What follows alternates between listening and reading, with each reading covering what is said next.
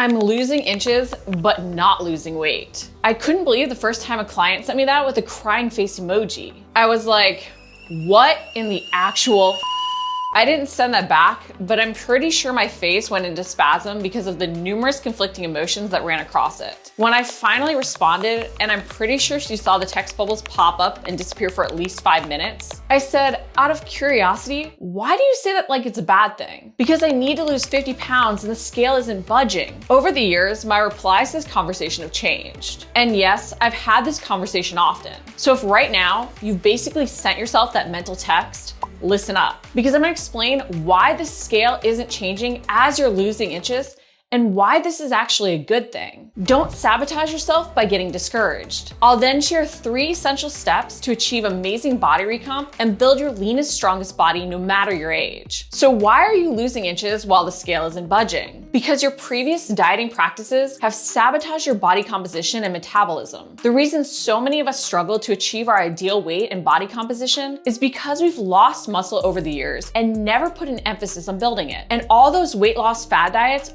only make our body composition worse. They keep us stuck in that yo-yo dieting cycle. We starve ourselves, slashing our calories lower to lose faster on the scale as we increase our cardio, turning even our strength workouts into destructive sessions of cardio death. And while this might have yielded weight loss results at one point and worked to see fast results that faded quickly, it killed our muscle and our metabolism. It's 100% why it feels like it gets harder as we get older, especially during perimenopause and menopause. Our body is already changing, and on top of that, we have to fight our previous diet and exercise practices. Sorry, don't waste your breath defending them. I say this after having been guilty of them too, but I've now sucked it up and owned it to move forward. And this is why you're now seeing inches being lost without the scale changing. So why is this a good thing? Your body is screaming at you. Finally, I can build muscle. And it's doing just that. It's healing your metabolism. It's building the lean muscle you need to be fitter and stronger and healthier. And those inches you're losing is actually fat being lost. Not just water weight, not just glycogen depletion. It's not as much muscle as fat disappearing. But because you put yourself on this horrible yo-yo dieting cycle in the past, your body first wants to build this metabolically amazing muscle. And that's why the scale isn't changing. You're doing things the right way this time. You're setting yourself up to be lean and freaking fabulous at every age moving forward. So don't sabotage yourself. Realize your body is thanking you for giving it the ability to gain muscle. And weight loss will follow if you trust the process. But don't let the scale not changing as you lose inches make you sad in the slightest. Now, 3 essential steps to keep this amazing body recomp happening. You want to do everything you can to promote muscle growth, which will help you lose fat and ultimately achieve your weight loss goals and keep the weight off. However, this process isn't fast and it can be frustrating because we aren't going to get the satisfaction of the scale changing quickly. A huge part of the battle over even what macros to use or what workouts we should be doing is getting ourselves to stick with the habits we need when we aren't fully seeing the results in the way we want. Often, we don't need more tactics. We need more time for results to build. More time creating new systems that lead to results and breaking those bad habits that are keeping us stuck. Which is why step number 1 is to fight the urge to do what you've always done.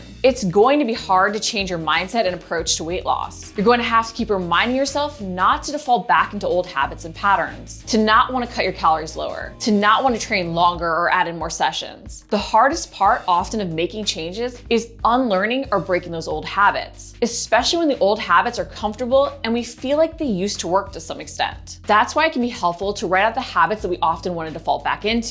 This helps make them conscious while listing out the habits we want to implement instead. This can remind us to stay focused on the new habits we want to build while catching us if we do track back towards what we used to do. We want those conscious reminders. We also want to set out other ways to celebrate wins with the new habits and remind ourselves that they are paying off even while the scale may not be changing. The more ways we measure progress, the more ways we can see our success. Take those body measurements, track your strength gains in the gym, set a performance goal for yourself to help you have other reasons to want to keep doing the habits you need. Show yourself how this is paying off in so many other ways so you can keep getting yourself to buy into the process to keep doing what you need. And even list out all of the reasons why what used to work didn't really work. Too often we just want to do what we've always done because it's comfortable. But if it really works so well, we wouldn't be trying to reach the same goal again. Remind yourself of the pattern those old habits led to. Remind yourself of the negative outcomes. Help yourself see why you deserve this change and why it's worth it. Step number 2, focus on nutrition by addition. Part of what sabotages our success in reaching our weight loss goal and our body recomposition goal is this mindset of restriction. We always turn to cutting things out.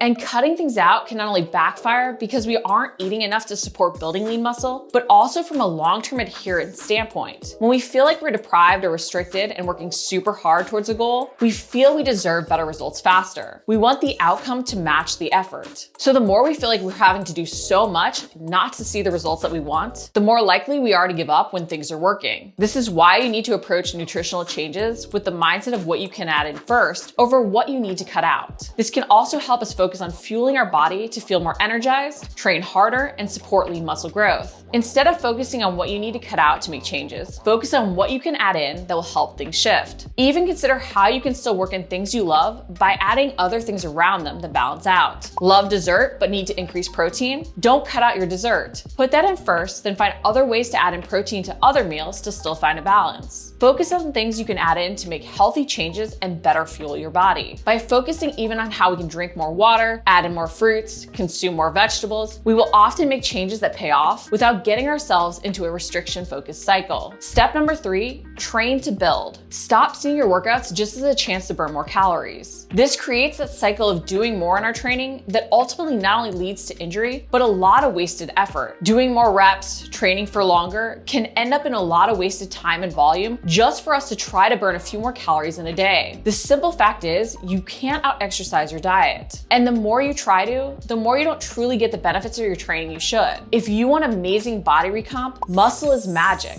While your diet matters for building muscle, your training matters most. If you don't train to build, creating progressive overload, you won't create the stimulus for growth. And building muscle will not only help you look leaner and lose fat, but it ultimately will help you feel younger and move better. If you love long bike rides or running marathons, you can still do the training you love. But by focusing more on strength work as well, you're ultimately going to be able to do more of what you enjoy and even achieve new personal records. So as much as you may not enjoy the strength work, you need to remind yourself of the value for both your performance, aesthetic, and even life goals. When you design your workout routine, your goal should be on building muscle. Especially for amazing body recomp, focus on full body workouts or even hemisphere training. Do this to be efficient in your workouts instead of body part splits so that you're working more large muscle groups per session. This is way more efficient for your training. This also allows you to hit areas more frequently and design for the time you have so you can get consistent with that schedule. Then make sure to push yourself to maximize the reps you do while not just eliminating reps. Think quality, not quantity when you train. As much as your goal may be to ultimately lose weight on the scale, if you're losing inches and not yet seeing the scale budge, don't give up. Remember, this is a good thing. Stop the extreme deficits, stop the fanatic cardio sessions done purely to burn more calories. Start focusing on muscle. Use these 3 steps to help you dial in your lifestyle to achieve amazing body recomp. If you liked the video, make sure to like it, comment below if you have any questions, and subscribe. We're posting new videos each week.